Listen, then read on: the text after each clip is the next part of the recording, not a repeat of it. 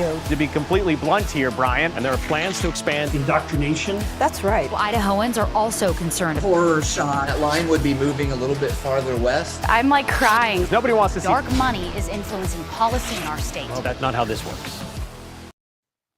Once again, hello there and welcome to Nowhere to Hide. My name is Brian Hyde. Twice a week, I sit down here and share with you some of the better examples of government bias as well as their corporate media enabling, and help you better see through the smokescreen and better understand where and how our opinions and how public opinion is being manipulated.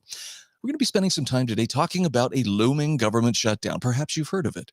Oh, yes. Statists are in full panic because, after all, without government, who would, make the sun rise and feed the children and teach them to, cut off their body parts and experiment sexually and a few other not so good things.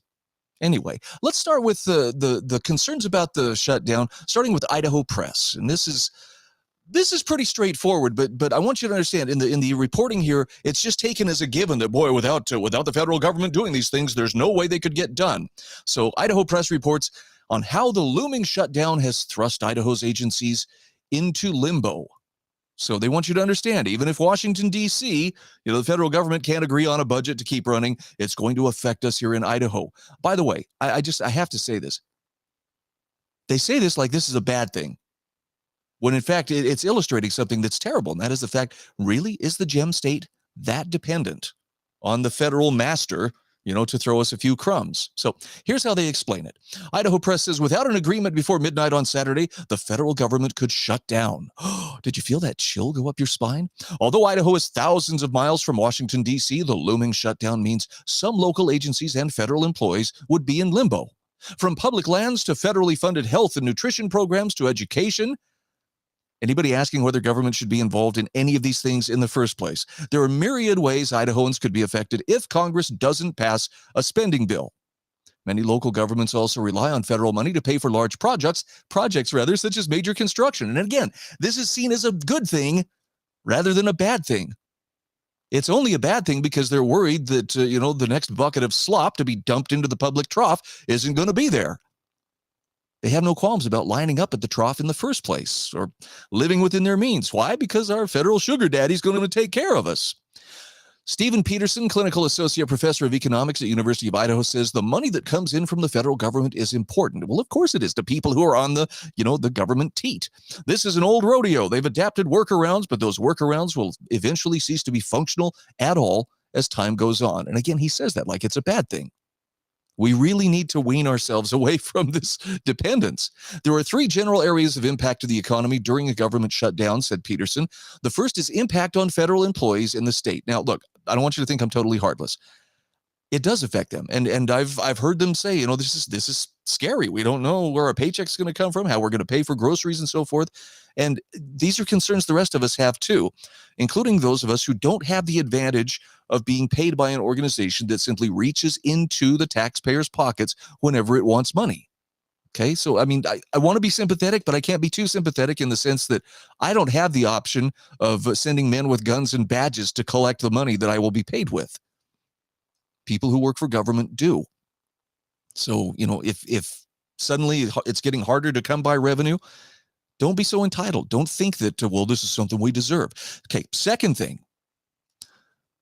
Delayed payments to subcontractors. Yes, the federal government hires a lot of subcontractors. And again, there's a lot of money to be spent when the taxpayers are your purse. Third is delayed licensing. And this one, I wish I could spend a little bit more time on it, but just suffice it to say, do you understand what licensing is? Licensing is when government, at any level, county, state, federal, takes away from you a right to do something that you should be able to do and then sells it back to you for a fee. So if you do this without licensing, well, this is considered illegal and you could be legally on the hook. You could be charged. You could be, taken to court, fined, put in jail. If you resist, well, you could be killed. But if you want to make it right, well, just give us money. Problem solved. Give us money and you can do what you should be able to do in the first place. I know many people have been raised with the idea, well, but this is what makes us safe, Brian. They would say, help us feel safe because somebody's looking out. That's something that can be done without licensing. Licensing essentially, in a nutshell, I'm sorry, this could become much more lengthy than I want it to be. It's simply barriers to entry to the market for competition. That's largely what it amounts to. Certain industries that are in bed with government or have a cozy relationship, their lobbyists are more effective. Right, that's right, Congressman, here's a check for you.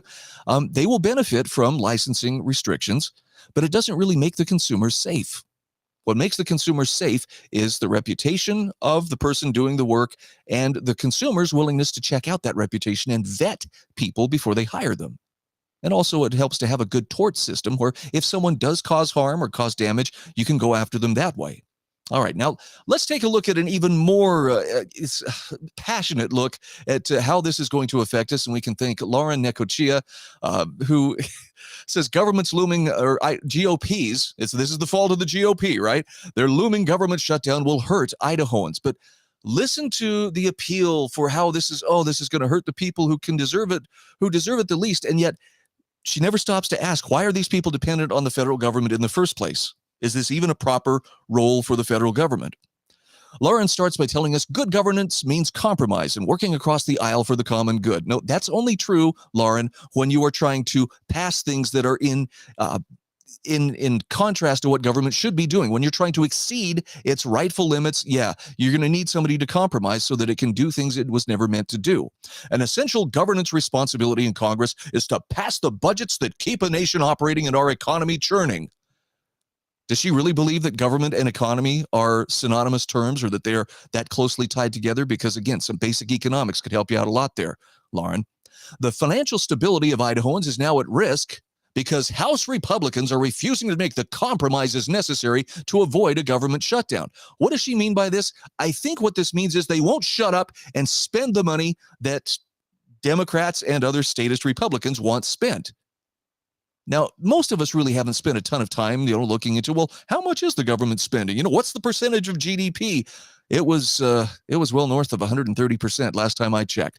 The national debt was well north of $30 trillion. Well, these are just numbers. They're we hardly even comprehend them. You don't until you realize that what's going on is uncontrolled spending precipitated by government operating in things that it was never intended to do in the first place. And the appetite for money, other people's money, productive people's money, is just insatiable. It never slows down, but it's not sustainable. So they'll continue to spend and spend and spend until this thing is flown into the ground. But Lauren just sees it as, well, we just need to make these compromises to avoid a government shutdown and keep the government going and the economy churning.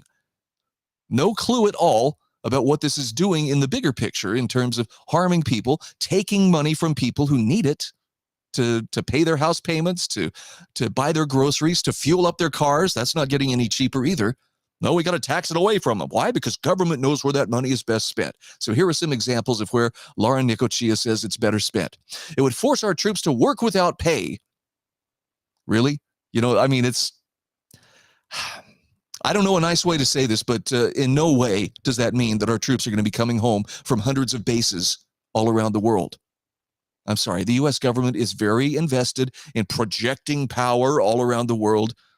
I'm sorry, it's just not going to fly. That's a red herring.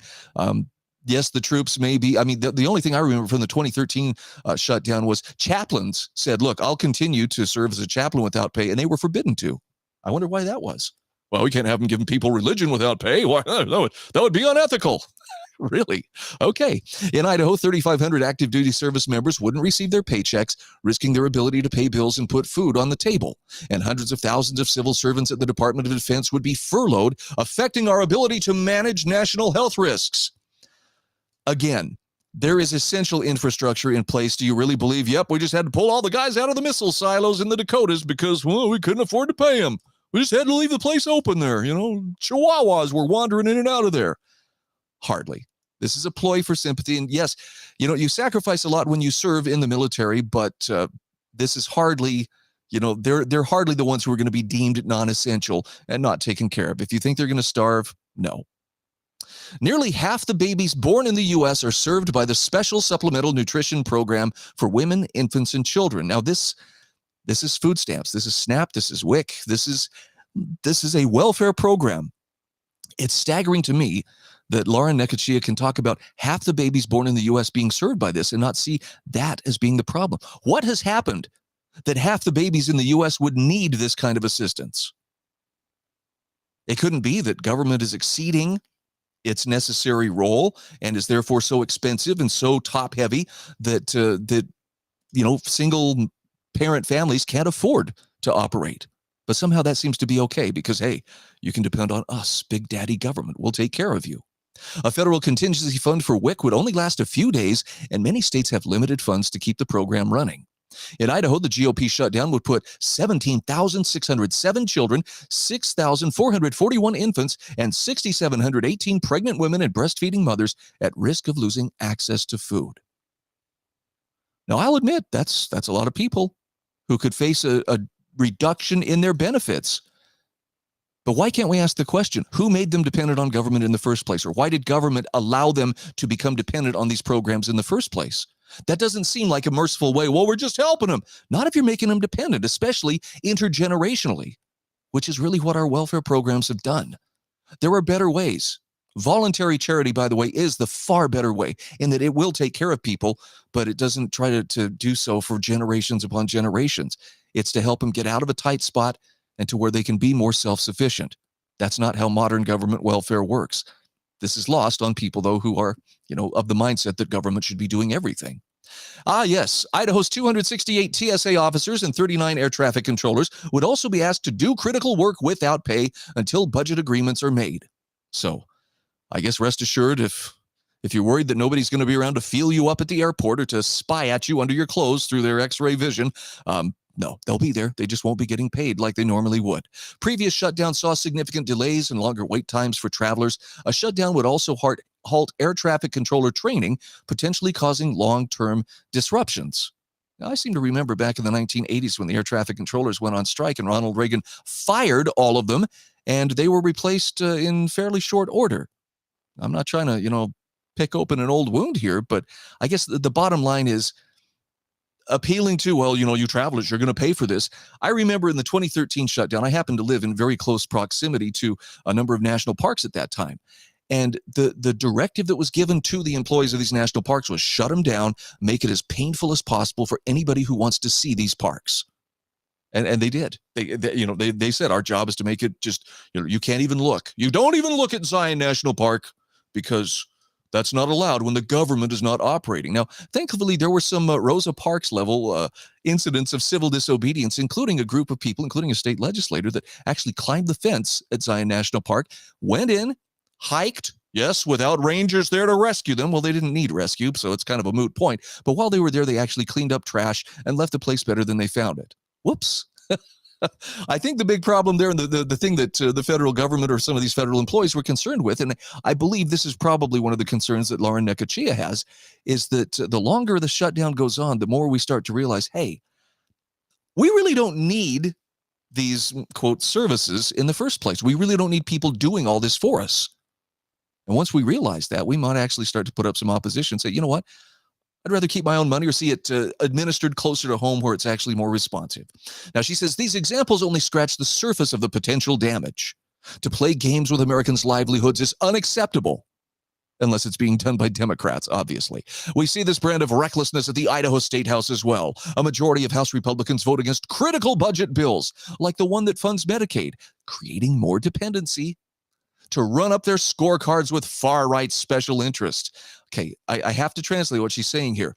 When they hold the line on what government is properly supposed to do and what it's not supposed to do, and when they say, no, we should not be spending that money, however well-intentioned, that's not a proper function of government. That's what she means, recklessness. Voting against critical budget bills. Critical because they involve, collectivist programs that we'd like to see, grow and spread and provide, jobs, secure jobs in government for our cronies. It's often up to Idaho's Democrats to deliver the votes that keep our state running. Well, seeing as what a majority they're in, I'm guessing that probably doesn't happen very often because I don't think these guys could shoplift at a thrifty. That's how incompetent they are. When one political party is willing to hold the economy hostage, we are in trouble. It's critical that we elect serious public servants who will do the people's work. Again, translating, that means who will spend the money without question, who will bend the knee, kiss the ring, and agree that whatever government is doing is righteous and good. Look, at some point, it's not going to be, it's just not tenable. It's not going to be able to continue on as it has. So there's going to come a point where that federal spigot is going to be shut off. And if states like Idaho and others don't have some kind of a plan to be more self-sufficient or able to take care of their needs, it's going to be a pretty sad day for a lot of people. Now, we'll figure it out. We are Americans. We are resourceful, and we're able to do this and have done many times in our nation's history. But it's going to be a pretty painful and steep learning curve, at least initially. All right, moving on. Have you heard about the Kootenai County Sheriff going to the library and checking out some of the books to see just how bad could these books that I'm hearing about for the kids be? Sheriff Bob Norris went and did not like what he saw. Now, this has put the press, particularly in northern Idaho, the CDA press is really in spin mode. How can we turn this into something that spins in favor of fighting back against the book banners when in reality, the sheriff came right out and just said it was a wonderful video that he created when he went in there with a hidden camera and wanted to see what books are available. So first, I'm going to give you the spun version here, where you'll hear we have to cast doubt on what the sheriff did and where he went and what he saw. But then you need to hear what the sheriff actually said. And it's pretty damning stuff. So Logan Finney reports Kootenai County Sheriff Bob Norris checked out 2 books from the Community Library Network, 1 novel and 1 sex education book, both of which discuss abuse, and does not plan to return them for circulation. Now, is that all they discuss, Logan? Or are you just selectively telling us things that hopefully will make it sound like what he stole books from the library? Well, let's go on and let's see what actually happened. And again, we'll look at a CDA press report, but I'm going to ask you, please look at this with a skeptical mind as far as this is being tailored to try to make the sheriff look like he's being very unreasonable. But what he discovered was what was really unreasonable, and it backs up what people have been saying all along. There's stuff in these libraries that's being made available to minors that is entirely inappropriate. So the article tells us Kootenai County Sheriff Bob Norris says he's heard from both sides about reportedly inappropriate materials available to youth at local libraries. One side argued unsuitable reading materials were there and shouldn't be. The other argued that if they were in the libraries, it was up to parents to monitor their kids and determine what was okay for them to read. Now, Norris said, quite honestly, I didn't know who to believe. So I admire him, and I think he did the right thing by going and checking it out himself. Clark Albritton, a candidate seeking election to the Coeur d'Alene City Council, said during a forum on Monday that Norris went to a public library today with a camera and exposed what is in the children's books. Now, here's the first casting of doubt. Well, actually, says the neckbeard online who corrects everybody. The sheriff said he did visit some libraries, but not the library in Coeur d'Alene and not on Monday. So earlier this year, Norris went to the Post Falls Library twice and the Hayden Public Library once. And he did bring along a video camera one time. He's saying, I wanted to see for myself what was going on. So did he go to the library with a camera? Did he see things? The answer is yes. But was it specifically what this one candidate said? Factually, he may have gotten that wrong. But Norris did go to the library. Here's what he saw. Norris said he assumed that sexually explicit material would be in an area only accessible to those over the age of 18, but he says that was not the case. At the Post Falls Library, he said, a book, Deal With It, A Whole New Approach to Your Body, Brain, and Life as a Girl by Esther Drill, Heather McDonald, and Rebecca Otis was available in the young adult section. Another book, Identical by Ellen Hopkins, was also in the young adult section. Norris said, in his opinion, both books, which he had in his office Tuesday, contain sexually explicit material. Now, it's interesting. This article didn't link to the sheriff's video because he goes through those books and he doesn't give you salacious pictures, but he just says, this material is so inappropriate. I'm not going to read it aloud to you. He says, you can see for yourself. But it's the same stuff we've been, teaching kids, hey, have you tried this perversion? It's cool. You should do it. In his 30-minute library visits, he said he found other books with text he considered inappropriate. Now, he also found books with images that were entirely inappropriate. So don't think he was in there just looking for words he disagreed with. Both libraries are members of the Community Library Network, and according to the CLN website, young adult material is for ages 16 to 18. Well, the problem was this was being made available to kids younger than that. Now, Norris supported legislation last year that he said would have resolved the situation, but it was vetoed by Governor Brad Little. Perhaps you remember this one. According to the Idaho Capitol Sun, House Bill 314A would have allowed a parent or legal guardian to sue a school or library for $2,500 in statutory damages if their child were to access visual or reading materials that depict nudity, sexual conduct, or content that is harmful to minors.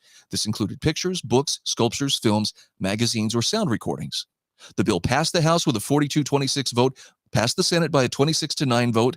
Republican legislators in support of the bill previously said they would protect children from obscene materials and pornography that they allege has been found in Idaho libraries and schools. Now, that tone of doubt, they allege that it's been found. It's been found.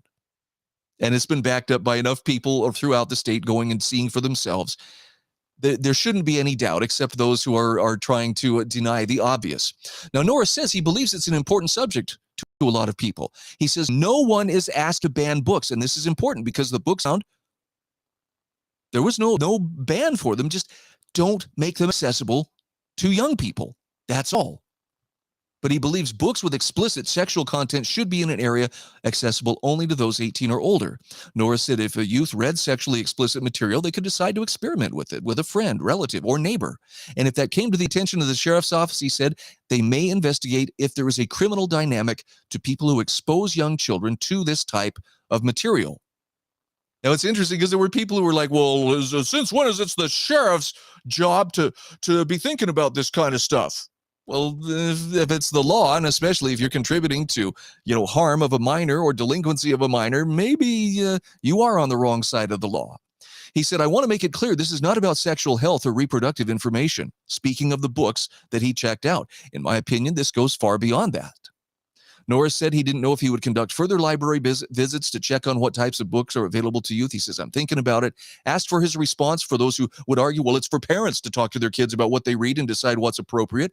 Norris said he equates it to providing children with alcohol or drugs. Okay, now this is not the state stepping in to substitute its wisdom. It's drawing boundaries.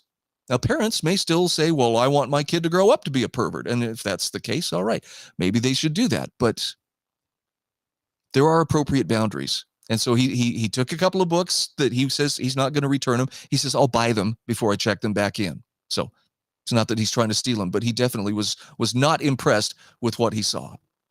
He also believes allowing youth to read sexually explicit material is putting them at risk, saying you're desensitizing them to a very, very critical area of growth.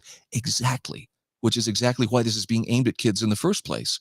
He said there are laws protecting the most vulnerable, including children and the elderly. And he says, now, I would hope we don't have parents who are exposing their kids to pornography. He said if legislation similar to House Bill 314A comes up again this year, he would support it, saying we have laws that protect children for their well-being, and this certainly fits with that. Absolutely, it does. So the idea that, well, they just want to ban books, not at all. But there need to be appropriate boundaries here. I like how Stop Idaho Rhinos put it. Sheriff Norris went to a library to see what all the fuss was about. He was shocked at what he found. To recap, H314 did not ban books at all. Don't believe the filth peddlers that want you to believe that. And don't forget, Governor Brad Little vetoed a perfectly good bill that would protect children from government-funded filth. Look, there's enough smut and stuff online. They're going to encounter this stuff at some point. But to give it the air of respectability, well, it's available in your school library. It's available at your public library.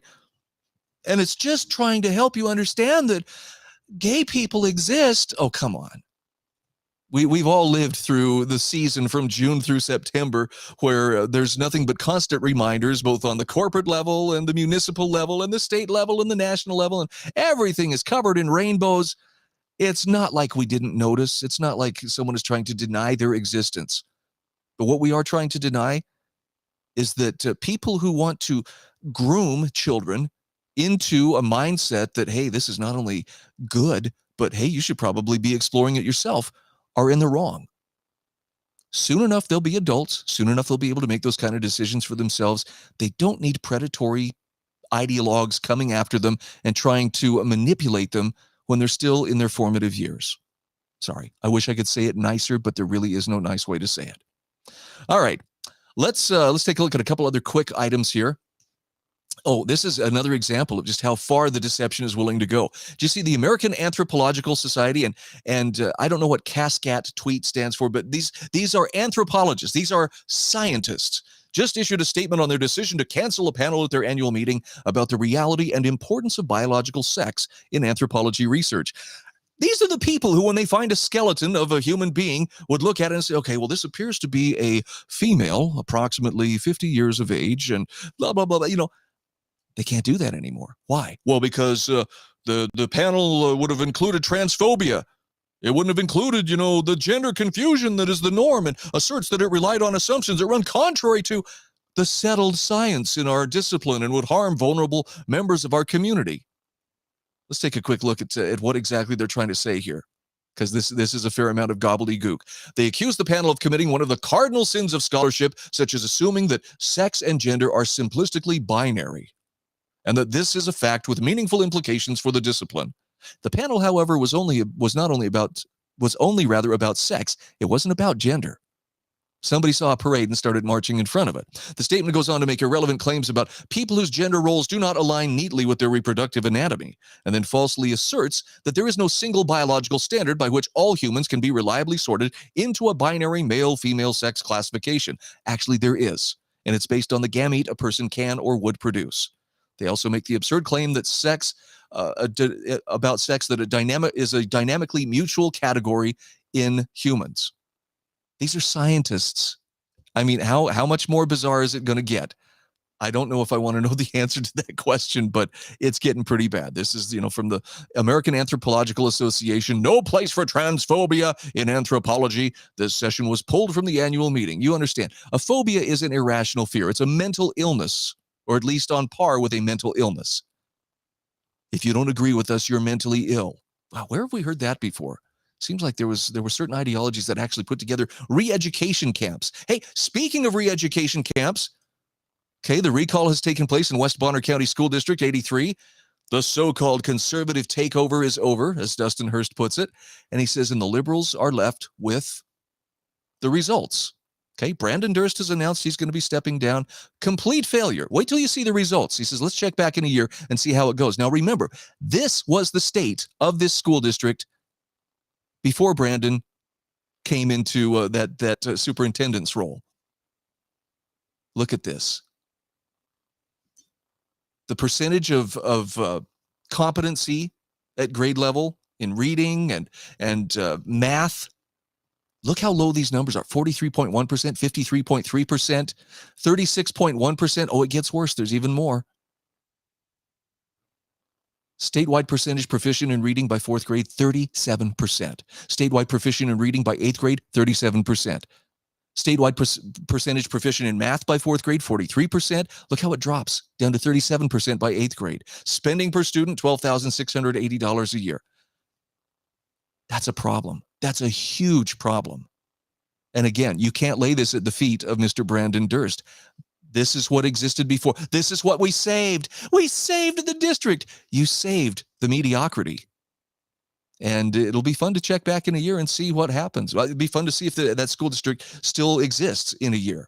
All right, one final bit of fun here. Steve Bursch out knocking on doors, campaigning as a Republican while living as a Democrat. This registered Republican said he was concerned about bills that throw doctors in jail and refuse to protect the health of the mother. I have a daughter. How dare they put her health at risk? He'll be taking my sign next year. Isn't it convenient that for Mr. Bursch, this voter just happened to speak the exact code words that politicians and abortion activists have been pushing, regarding abortion in Idaho? Very convenient. And yes, Steve, we totally buy it. We absolutely believe this is something that happened. Wink. Yeah, it really happened. I'm Brian Hyde, and this is Nowhere to Hide. Are biased, the Idaho Press Club are biased, all media, newspaper, radio. To be completely blunt here, Brian, and there are plans to expand indoctrination. That's right. Well, Idahoans are also concerned. Horror shot. That line would be moving a little bit farther west. I'm like crying. Nobody wants to see Dark money is influencing policy in our state. Well, that's not how this works.